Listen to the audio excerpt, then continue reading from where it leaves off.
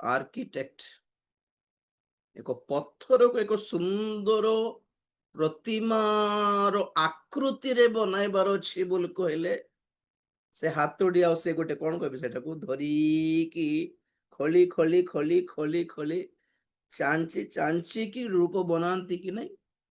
ତ Holi spirit is that ଶିଳ୍ପୀ। ତ ସେ କିଛି ଆମ ଜୀବନରେ କରିବା ପାଇଁ ଆସିଲା ବେଳକୁ ଯେହେତୁ ପରମେଶ୍ୱର ଆମକୁ ସେ ଦାନ ଦେଇଛନ୍ତି, ପବିତ୍ର ଆତ୍ମାଙ୍କର ଦାନ ବୋଲି ଯାହା ଲେଖା ଅଛି ପ୍ରେରିତରେ, ପବିତ୍ର ଆତ୍ମା ଅଟନ୍ତି ଏକ ଦାନ। Holi spirit is been given as a gift to us। ଖୁସିରେ ଦେଲେ ପରମେଶ୍ୱର।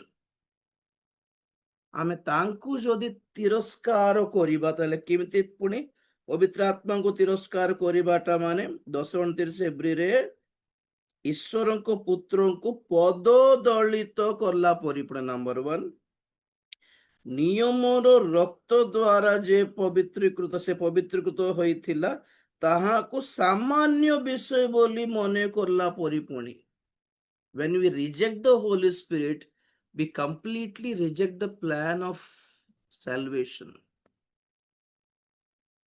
ପବିତ୍ର ଆତ୍ମାଙ୍କୁ ରିଜେକ୍ଟ କରିବାଟା ମାନେ ଡାଇରେକ୍ଟ ଯୀଶୁଙ୍କୁ ବି ରିଜେକ୍ଟ କଲା ପରି।